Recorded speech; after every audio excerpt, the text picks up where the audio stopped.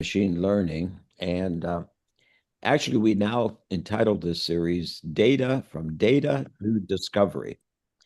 And so we're so pleased that Dr. Kyle Eidahl from the College of Arts, Social Science, Arts, and Humanities has agreed to give a presentation on something he's worked on for many years. And I definitely let him talk about it, introduce himself, and give a little background on the presentation. Um, so, Dr. Eidahl, I turn it over to you. All right. Well, thank you.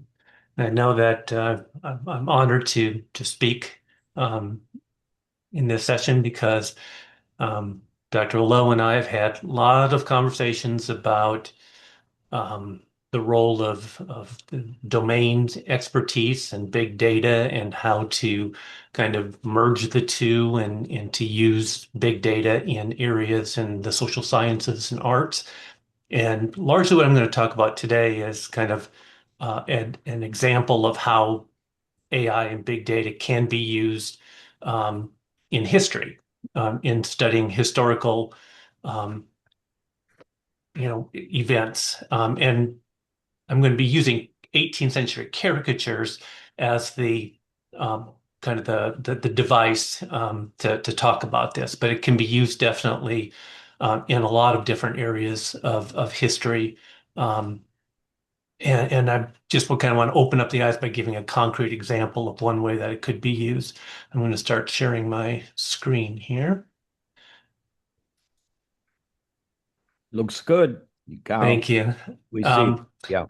Yeah, so basically, I want to discuss opportunities to use AI and big data in historical research. I believe that there are many applications for the use of AI um, in in both textual and image analysis. My focus on this talk will be to explore the opportunities to utilize AI and big data to analyze 18th century caricatures. Now, one of the things that we do as historians is we try to understand the context of the documents that we use. And this oftentimes can be difficult because as time goes on, we tend to lose historical context to really not know what in an image or what a document or an artifact might be. For example, the get here. The earliest historical document, it has been argued, is the Narmer palette from early Egyptian history. And supposedly what this palette says is it shows the unification of Upper and Lower Egypt by the first pharaoh Narmer. And they show him smiting his enemies and becoming the first pharaoh of the united southern, lower and upper Egypt. It's a great story. Is it true? Honestly, we have no earthly idea because we're lacking most of the context, the historical context with which to interpret this document. It could talk about Narmer's becoming the first pharaoh of Egypt, or it could be something totally and utterly different. But because we don't have that context, we don't really know how to interpret this particular document. And without the context, you can really misinterpret and misunderstand documents. For example, I show this a lot to my students. This is called John Bull and His Peace, and it's a caricature from like 1801. And I show it, and I say, "What's this about?" And just let the students, based on really no context whatsoever, just the image, try to come up with what it might be about. And of course, we get all kinds of things that it's racist, that it's anti-woman, it's all these negative characteristics and ideas for what this could be. Um, and without the context, we just don't know how to interpret it. This is actually the original one that that it came from. Almost every caricature starts out as a watercolor, and then it will be taken and etched to be printed off on a press. But this was the original one, John Bull Satisfied, and it looks like it's a really bad caricature. particularly according to our standards. But what it really is, this is the caricature from which it all started. This is one that came from October. The other ones were from later October and November. This one here talks about the preliminaries of the Peace of Amiens, which was the peace that ended the war between France and England after really after about 10 years of fighting. And Gilray, who did this caricature, was against the peace treaty, thinking that the English had basically given in to the French. And this basically shows a lot of English politicians marching off to join the French revolutionaries. And you've got the Liberty Pole there with the Phrygian cap and such, and all of the English politicians. Basically, what Gilray is saying is that they're giving away, the the gains that they'd gotten in the war. And what the other caricatures are, these here, where they talk about, um, particularly this one, John Bull and his peace. What the caricatures did is they changed the word peace from P-E-A-C-E to P-E-I-C-E. And basically, what they're saying is that a bad peace is better than no peace at all. And what they really mean is they're not talking about a woman, but they're really talking about the peace treaty. So while Gilray is saying that it's a bad peace treaty and that all these English politicians are traitors, what following that you have in caricaturists kind of making fun of that and saying that, well, a bad peace is better than no peace at all. And without that context, you don't get the joke. You don't understand what this caricature is all about. And I think one of the areas where AI can and big data can really help is that um, with all of the information from the 18th century, um, we have a ton of information. We've got written documents, we've got lots of images. And the problem really is, I mean, whether it's, I mean, you've got the Daily Times of London, you've got periodicals, you have dictionaries, regional journals, encyclopedias, memoirs, parliamentary debates, all kinds of information, all of which have been digitized. All right. So there's this ton of data that's out there, but it's hard. It's kind of like finding a needle in a haystack to make some of these connections because you can't, as an individual, go through and read all of these documents to try to find that one piece that might give you a clue to what something is about. And I think that using big data and analyzing it could really help in our understanding of some of these um, images that we may look at and say, I don't really understand what that's about. And if you think about it, I mean, imagine, today one of the new memes from the kids is this 6'7". They do 6'7" like this, and people today don't know what the heck they're talking about. But imagine being a historian 100 years down the road and you're seeing reference to this meme, and you would have absolutely no idea what that means unless you could find something that would explain the origin of that meme. Or say, for example, imagine a historian 100 years from now trying to, getting their hands on, The Daily Show, which is, modern day political commentary, or, Saturday Night Live, which is talking about a lot of current event stuff. I mean, those of you who are of a certain age might, remember Chevy Chase saying Francisco Franco is still dead. This was an ongoing joke that went on for literally months, because of all the false reports earlier on that Franco had died. But again, without having that historical context, you would have no idea how to interpret that. So um, here's another one by Gilroy. This is Mr. Franco. Um, and if, as you look at it, I mean, you try to understand what this is. It looks like it's just an image of a guy walked down the street, and there's pigs in the street, and it's like, what in the world's going on here? And again, this is where you have to understand the symbolism that was used in Europe at that time. For example, if you look at his face, Gilray obviously drew him as a Jewish person. emphasizing those characteristics that you see in a lot of cartoons dating back to the Reformation, which emphasize the large nose and the way that the face looks, that anybody would have looked at this person and say, "Oh, this is a Jewish person."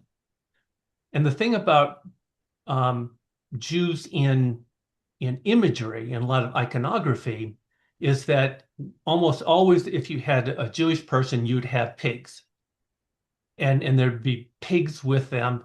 And the reason for that was because Jews didn't eat pork, and so pigs were safe around them. And in this case, you have pigs running away.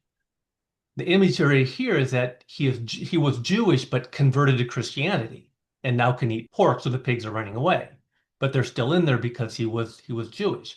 These are the types of iconography that I think would yeah, we would understand a lot more of it if we had better textual and kind of big data analysis of stuff. Um, and here's another one. There's Benjamin Franklin in his guise as a 18th century Enlightenment philosopher. He's got his powdered wig, he's got his fancy coat, and then he gets on a ship to France. And when he gets off the ship to be the ambassador to France during the American Revolution, that's what he looks like. He's got natural hair, he's got a coonskin kind of cap there, and he's dressed very simply. And again, you look at these two images and it's like, how do you get from that to that? It's because Franklin understood that what the French image of Americans were at that time, being kind of simple, much more um, kind of honorable people. And he basically knew what the French were looking for in Americans, and he basically portrayed that stereotype in order to help win support for the American Revolution from the French government. But again, this is something that just looking at the images without having the historical context, you wouldn't be able to figure out why the difference in those. Um, so there are really kind of two main areas with caricatures that I've done a lot of research. One is kind of the desacralization of the monarchy in the beginning of the French Revolution, and the second one is with the images of Napoleon during the Napoleonic period. So I kind of want to talk a little bit about both of these so you can kind of see a concrete example of kind of analysis of caricatures. So the royal family in the 18th century was considered to be divine right, which basically means that all of their legitimacy and all their authority came directly from God. That divine right monarchy is this idea that all power comes from God. God appointed the Bourbon family to be the rulers of France, and that's where they get their legitimacy. That's where they get their authority from. And so ultimately, to rebel against a divine right monarch is to rebel against God. And of course, we all know that, what that gets you. And so these are the images, the paintings that the nobility kind of wanted to use to emphasize that. I mean, kind of like the painting behind me of Eidahl, dressed in his marshal's uniform. It's a symbol of power, it's a symbol of authority. If you look at the king here, he's got his crown, he's got his scepter, he's got the orb, he's got his coronation robes. All of the symbols of power that anyone looking at this image in the 18th century would understand that this is a divine right ruler. And then you've got his wife, Marie Antoinette, in her role as the mother of France with the children of the king. These are the images that the nobility wanted you to think about when you thought about the king and the queen. And as a result, you had at the beginning of the revolution a lot of caricatures and a lot of really bad pamphlets that came out. So often pornographic pamphlets against the queen, um, in order to desacralize or to basically say that these are not divine right rulers and they're flawed human beings. And to rebel against them is not to rebel against God. It's just to rebel against these corrupt people.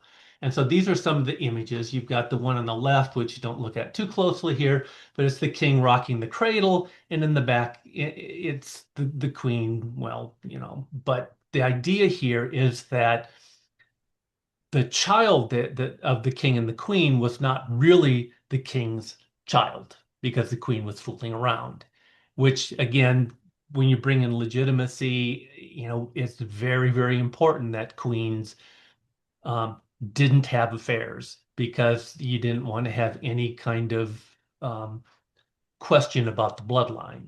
And then on the right, you've got Louis the 16th as a pig. And a lot of these caricatures of the king and queen are animals, and here he's got the goat horns, which basically means that he's like a cuckold husband, very weak. These are some of the images of Marie Antoinette, and they have her as basically a hyena body with Medusa hair, the snakes up there. And then the one on the right was during the revolution, at the really early part of the revolution. It says La Poule Autriche or Autruche, um, depending on whether you use the U or the Y. And one of them means the ostrich bird, and the other one means the Austrian, um, because she was Austrian. And it says in the bottom, she easily eats gold, but can't swallow the Constitution. Um, and again, you got the queen as an animal. Here you've got the king and the queen together, the two that are one, because a lot of people blame the queen for a lot of things because being that she was Austrian and that Austrian alliance between France and Austria had really soured, and she was a symbol of that bad alliance, and as a result, got a lot of hatred from the French people. And this caricature here is basically saying that the king and the queen are the same, that they're both corrupt. And then here, after they attempted to flee the country in 1791, they were captured at Varennes and brought back to Paris. And this is one of many caricatures of them. And again, you've got the family of pigs returned to the stable is what the French underneath it says. And you've got the king, his wife, the kids, and his sisters, all coming back to France as pigs. These are the types of images that um, tried to undermine the authority and the legitimacy of the monarchy. And you know, humor is one of the ways, or satire, um, ridicule is one of the best ways to attack authoritarian despotic rulers because um, their their image is one of kind of toughness and strength, and anything that can undermine that, kind of cuts to their claim to power. And so you see, in almost every case when you've got dissatisfaction with a strong man, you see humor being used against them to try to undermine their credibility. And it's interesting how most people in power have very little sense of humor about themselves when it comes to that. And that's really what the French people were trying to do here. And again, to find these images, I mean, I've literally sorted through thousands and thousands of caricatures to try and pull together a coherent story. And again, the use of AI and big data, because there's so much text, not only could you do textual analysis, or I mean, image analysis of these, but there's a lot of textual context that goes along with it as well that could be used to get a deeper understanding um, these um, of these caricatures. Then turning to Napoleon, the characters of Napoleon. This actually is the first caricature of Napoleon. Napoleon at Rome with the audience of state. This is the first one that was ever done by Isaac Cruikshank in 1797.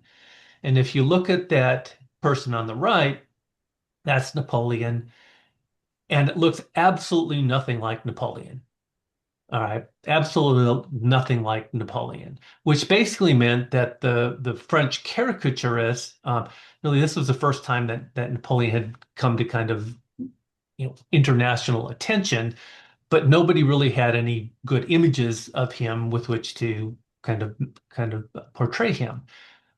But the other interesting thing is that if you look at the composition of this, Napoleon sitting in a chair with his foot on the Pope's head, this is a common recurring composition that you see. These are both um, from the 1500s, with the Pope putting the foot on kings' heads. And so obviously when Cruikshank did his caricature, he understood that composition because he was aware of these types of other caricatures. The problem is we today have, in a lot of ways, lost um, that context, and so it's what would have been very clear to people in the 18th century that yeah, this was kind of a copy of an earlier um, image, we might not understand. And again, if you're doing text or image analysis of caricatures and images over an extended period of time, you hopefully could find some more of these connections to be able to understand the development of this type of imagery and what it actually means and what it's saying. And then there's another one from the Reformation period, but all very similar in the composition. And here's another one. This is the zenith of French glory from 1793. You've got French sans-culotte revolutionary sitting up on a light, and basically that's a lamp post with a couple of priests hanging from it, and of course the guillotine in the background. And again, in the background also a nobleman being hanged. Um, but this is again, it's a recurring theme. And if we go back to the 18th century, I mean, to the Reformation, here you have Protestants basically defecating into the Pope's, the upturned Pope's helmet, Pope's helm, the crown there. And again, you see this imagery over and over and over and over again, but trying to find those images and trying to understand that it's that the one on the left isn't somehow just kind of made up without any context. It's part of a long line of images that show the same type of thing. And that's where again, I think that AI can really help with finding some of those connections over time that would help us understand images better. Um, this actually is one of the earliest prints of Napoleon. And so if you look at the one on the left was painted, and then the one on the right is basically the etching of that. And again, the person that did that one of Bonaparte on the right obviously had never seen Napoleon in person because that doesn't look like Napoleon at all. Yet that's the image that Cruikshank had. And if you look at these two images, he basically used the one on the left, which was the only one they might have had at the time, to do the caricature of Napoleon. All right. And then when you start having Napoleon's painted, figure on medallions, and these aren't money, these are medallions, these are actually a little bit more what he might have looked like in the mid 1790s. Um, and then here again, you've got General Bonaparte, another one that the artist had obviously never seen Napoleon because again, both of these two are from kind of similar time, and neither of them really again look like Napoleon. But yet, once these got to England, you got caricatures that use that particular print to caricature. And there's Napoleon basically right here, this one in blue. Um, and you can see it looks like this image right here to that image. This is one of the first caricatures of Napoleon by James Gilroy. James Gilroy is probably the most famous of all the English caricaturists of the late 18th, early 19th century. And this is the first one. It's basically Napoleon abandoning his army in Italy, or I mean in Egypt, pardon me. Um, and if you look at Napoleon there, you can tell that that is taken from that earlier um, print of Napoleon.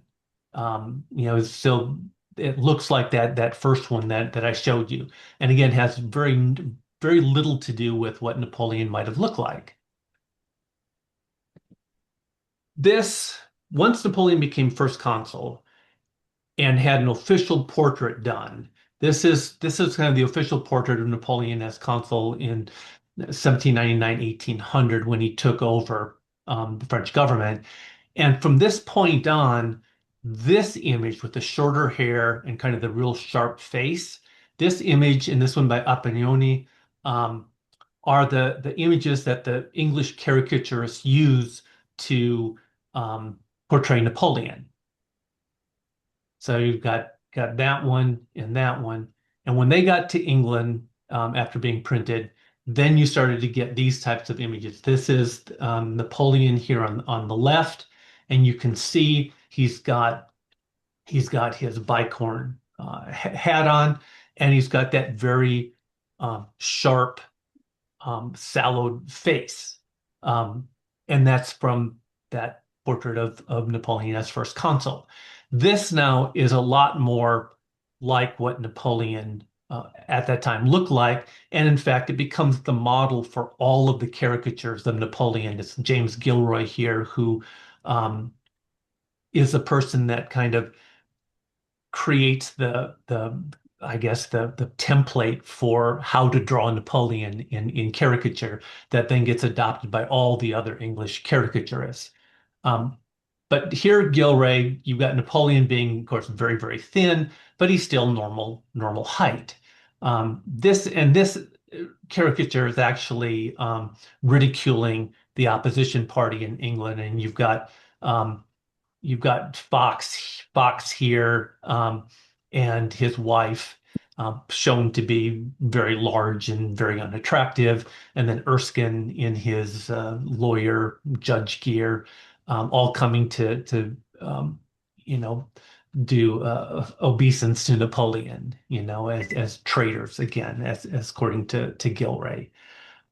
The first image where you see Little Boney, which is what the majority of caricatures of Napoleon show him as short, and they call him Little Boney. Um, and this is the first image, the first caricature that has both him being short and being called Little Boney. And this one, German Nonchalance, was done in 1803. And again, this is after the Peace of Amiens, but before war had broken out um, in between England and France. There were you know kind of evidence that war was going to break out, but they were still in kind of the time of peace here. And then you've got this Napoleon, little bony and a strong fit, and it's basically Gilray's one of his piece de resistance about Napoleon, which all those things talk about all the bad things that he had done. Um, and it's basically meant as a piece of propaganda against the French, against Napoleon, to rally the English people to be able to resist and to fight him by showing him what an evil man. And so Little Boney is almost always shown here as being kind of maniacal, a little bit crazy, and being very short. And the ironic thing is that this idea of Napoleon being short is wholly an invention by James Gilray. um, as a way to kind of insult and get at Napoleon and to try to show the English people that he's not someone to really be afraid of because he's a crazy person. Um, but one of the things that if you ask anyone, what is one thing you remember about Napoleon or know about Napoleon, you're almost always going to hear he's short. When in reality, he was probably about 5'4", 5'5", which was almost average. It was about average for the height of a man in the late 18th century. So he was not short by any stretch of the imagination. But the reason we think he's short is because of James Gilray and his portrayal of Napoleon as Little Boney. And again, here's the one that that we started with, um, the king of Brungbenag and Gulliver. If you, again, you have to understand, no Gulliver's traveled, or Gulliver travels to this area, kind of to this kingdom where he's a giant and everyone else is super small. And here you've got Napoleon being um, the small one, and it's that imagery that we tend to remember today, which means that these caricatures do have an impact because when Napoleon's long dead and his propaganda, and his way of trying to combat the kind of the anti-Napoleon caricatures, um, when all that's over, 200 years later, the one thing that people remember about Napoleon is, oh yeah, he's short. And it's a total British propaganda invention that had nothing to do really with reality. But perception is reality, and people perceive Napoleon to be short, so that's where we end up. And so I think that that with all of the different types of caricatures, or caricatures for kind of politics, or their social commentary, caricatures, there's military caricatures, there's fashion and healthcare caricatures, literally tens of thousands. I probably have 27,000 caricatures that I've downloaded from about 1785 to 1820.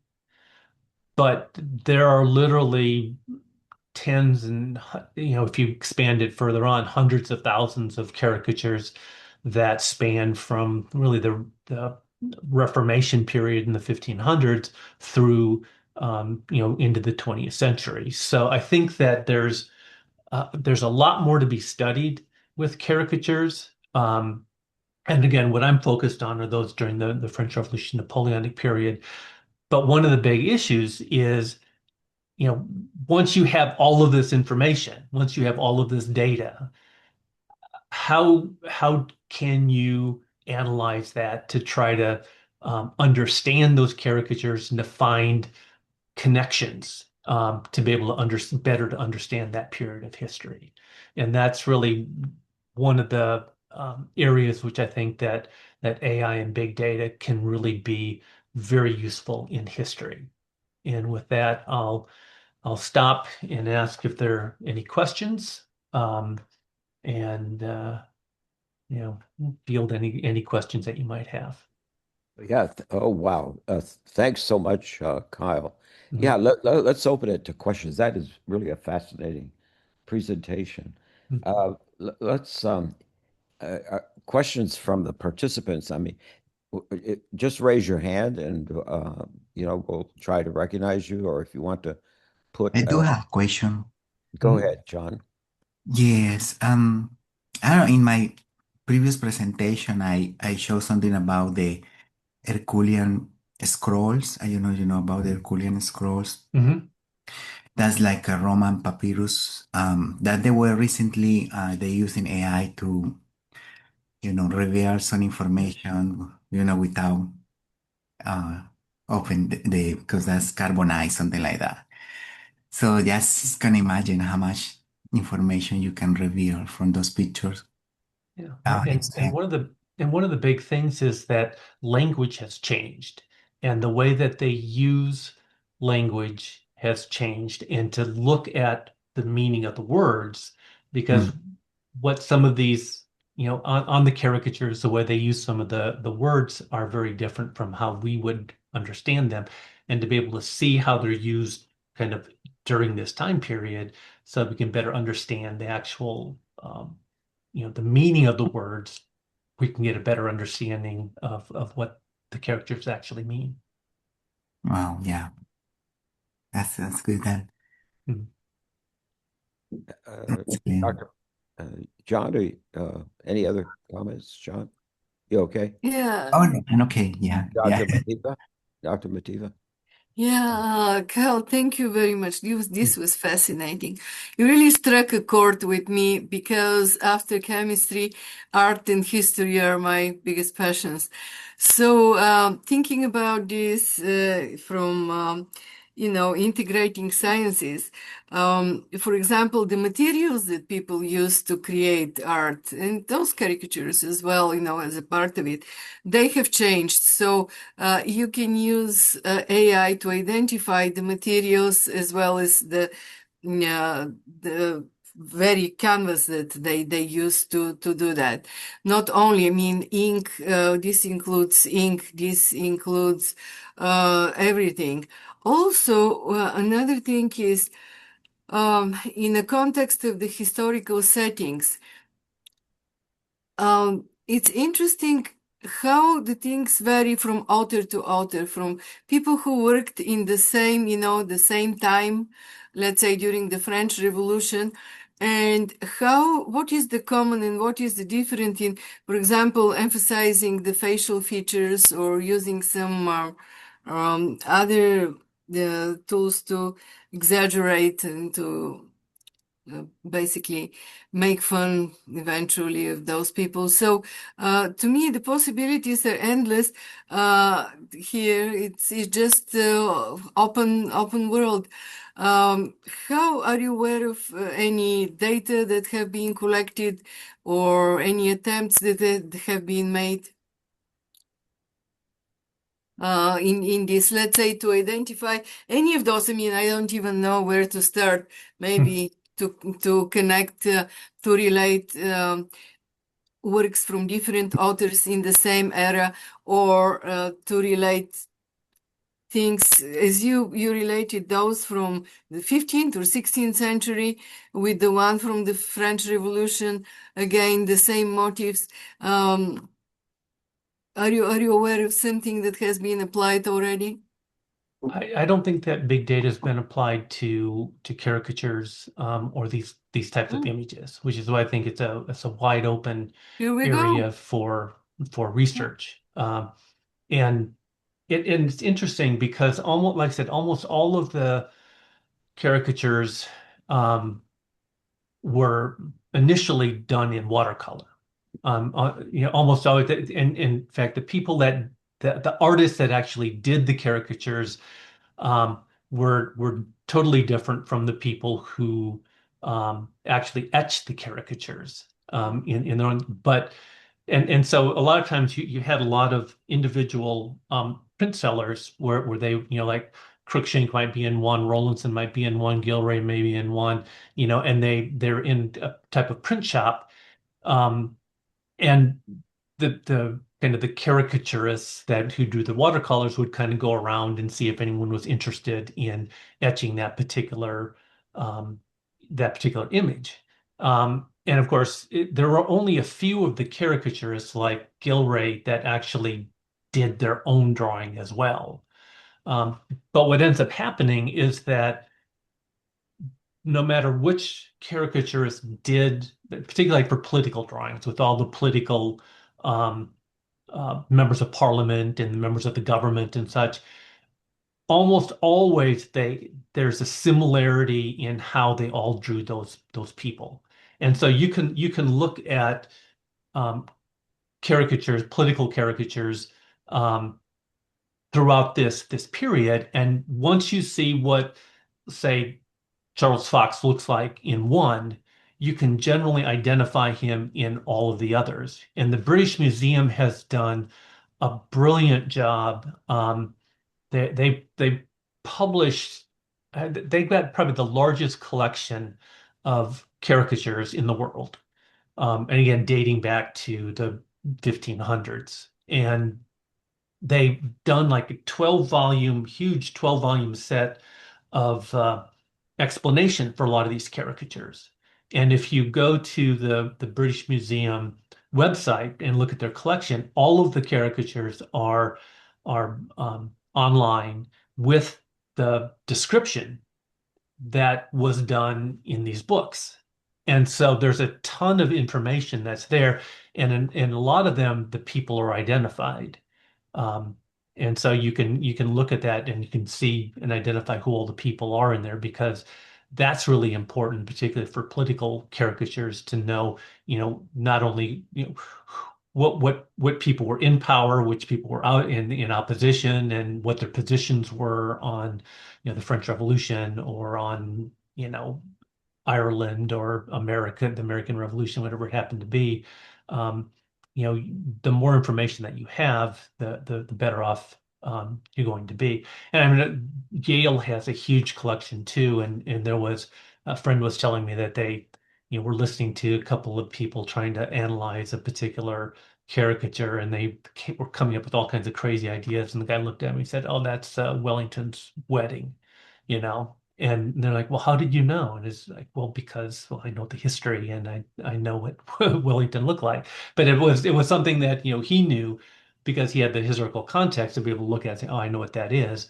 Whereas these people were trying to come up with a description of that caricature and were just totally off base because they didn't have that particular context. Wow. This is really fascinating, Kyle, because the way you brought this, starting with the Egyptians there on Upper and Lower Nile, and so in reflecting on what we have in today's world of misinformation and disinformation, how do I find truth? How do I find truth? So if I were just starting out and now I know Napoleon was short, how am I going to find out the truth? This is where you're coming from. I mean, I see this, your caricatures starting out, but those in the beginning, did somebody have the idea that he was, in those early caricatures? How do we know those are so correct? Well, it's like I said, that took a lot of, I've always been interested in the image of Napoleon and how it got that way. Yeah. And so I did a paper a couple of years ago that basically was, a lot a lot longer and a lot more detailed than the one that I gave here, but it shows the evolution of Napoleon's image.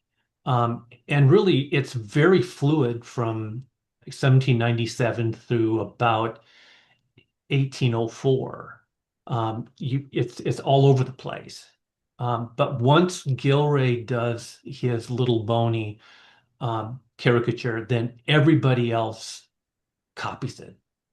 And it's one that you'll see in every single caricaturist at the time. Once the image gets settled, then it doesn't really change throughout the whole time. And what's truth? I mean, again, it's when you study any domain extensively, Yeah. you get a much deeper understanding of what's of what's true, and a much more nuanced understanding of it as well. The problem is that most people, all they get of history is, kind of freshman world history or freshman American history, which covers a lot of the high points. It's the same thing Yeah. in chemistry. It's the same thing in physics. If you're taking those gen ed courses, you're getting a really simplified version of it. But yet people think that since they know the simplified version, then they know everything that they need to know about it. And it's only when you really start studying it in a lot more detail that you start to understand the nuances, and that you know that most of what you learned in that freshman level class is not really true. it's like a stereotype of truth. Yeah, that's a very, very good point. I, I think that's very deep. Yeah. Yeah. That is a Someone question. online asked Yeah. a question, said, "Are the caricatures the result of propaganda or protest?" They could be either. Certainly, when Napoleon was threatening the British, um, the images and the caricatures of Napoleon were largely propaganda because they were used to try and kind of rally um, English support against him. And by making, he had this reputation of winning every battle and being undefeated. And so one of the things that the caricatures had to do is they had to try and undermine that image because, what's the point of fighting against somebody if you're always going to lose? And so you had to show that he was fallible, that he did make mistakes, that he was kind of um, more silly than people thought. And so in that case, they would have been propaganda. When it comes to like the caricatures from the French Revolution, they were more protest. That they were anti royal, anti what really almost anti whoever the public didn't like at the time. And so and then there are other ones where they're just making fun. I mean, there are a lot of caricatures about fashion, just making fun of all the crazy fashions. And apparently, women's hairstyles in the mid to late 18th century were a little bit exotic, and the caricatures would take those styles and make them just absurd. So and those I wouldn't think would be propaganda or protest, just kind of some social commentary on the trends and the habits. I mean, my God, my brother just posted an image of the four of us in like 1969 or something like that. And I looked at the clothes that I was wearing and I was like, oh my God, that is terrible. I I can't believe I ever would have worn something like that. But again, you're making fun of the styles Of of the course. time, and so caricatures can be really any or all of those, or none. They can be a propaganda protest, or they just could be an observation on the culture of the time. And I think it'd be interesting to do some analysis of like uh, the caricatures on fashion and just to see because you see those not only in England but you see those in France as well. It's really kind of fascinating. So just throwing out a thought, um, how to dig into your thoughts on how, you know, uh, we might use our tools to help out. A few weeks ago, one of our students presented this, I think it was called Seedbot. It was it was being used, it was, uh, he, he uh, basically created an app for farmers, no matter what country they were in, and they could uh, know what the seed laws were for planting X, Y, or Z, Mhm. um, in that country. And man, that seemed like a tremendous. Well, our dean for the College of Agriculture was on at the time, and he mentioned what a tremendous advantage to farmers all over the world. But the way that student did it, he just just uh, loaded up all of that, all those laws, and then just was able to, you know, sort them out with our tools. What's your thought? How might we be able to? Well, I think that what I would kind of envision is both um, having an image bank of characters. I mean, they're almost everything you can find online now, and it would be something to be able to to have an image bank of caricatures and images that could be analyzed. But also, like I said, everything from the 18th century has largely been scanned.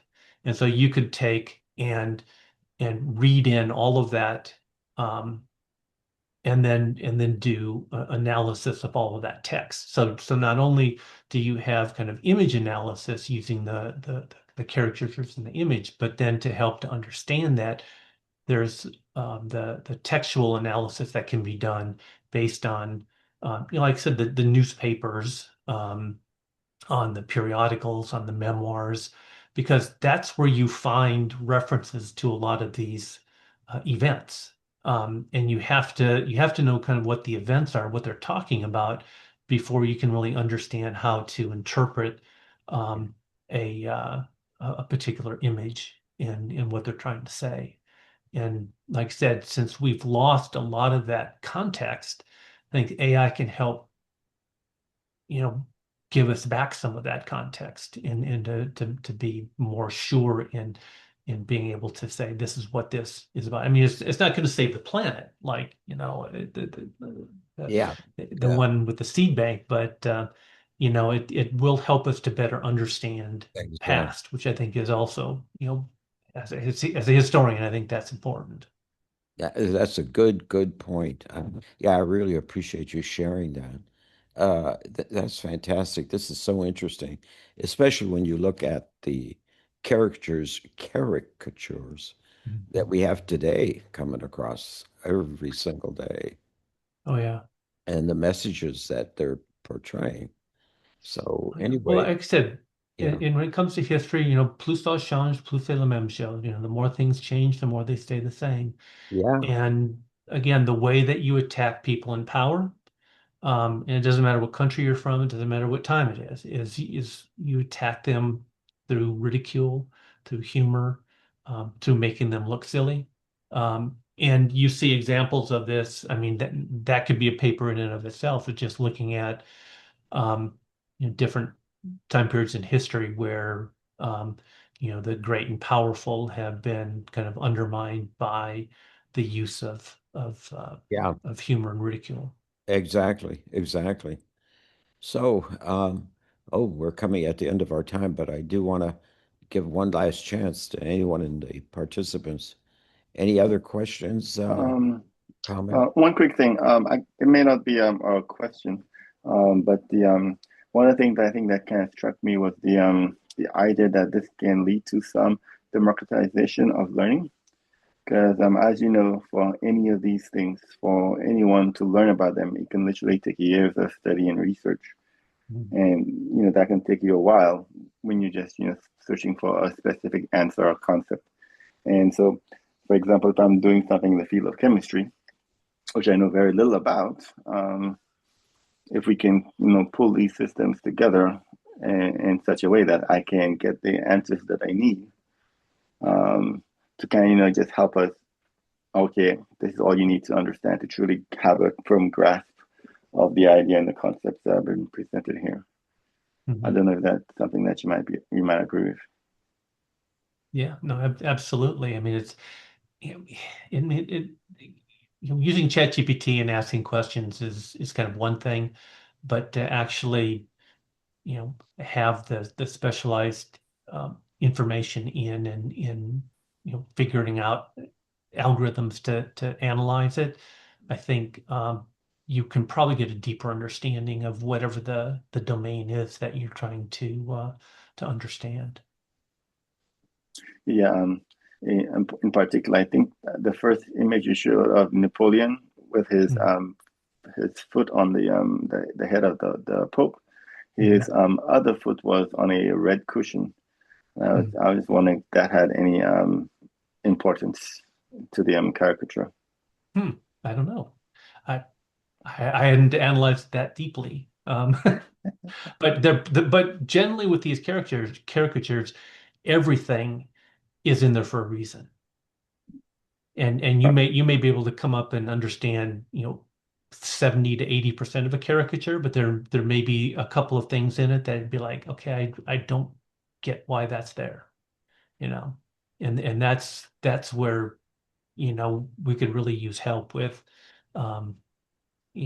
having more data to be able to analyze, to be able to understand what some of that symbolism and what the meaning is. Yeah. Yeah, I just looked it up briefly on there and said that the feet is a symbol of power. Mhm. So, just wondering, well, if it is, then why exactly is that foot on that side? And, since he was so careful to draw the other foot, taking power away from the Pope, then Mhm. he most likely would have taken time to think about what he did with the other foot as well. Yeah, I That's, agree. that's interesting. Very observant. Very good. Mm. Well, and Yeah, but that's the great thing about these caricatures is that they are generally very deep, unlike a lot of our political cartoons today, which tend to be much more simple. The detail, I mean, that one of the things that really drew me to 18th century caricatures is just the detail and the depth that they have, which I just find absolutely fascinating. okay. Well, thank you, Kyle. This was a very, very impressive presentation. I really found it very interesting, and I'm sure all our audience did also. It's really interesting to see how this evolved. So if there are no other questions from our participants, you'll, Thank you, Dr. Eidahl. okay. Hey, Victor. And Good to it, see See you. you. Good to see you. Thank you, everybody. Thank you. Thank you. Take care.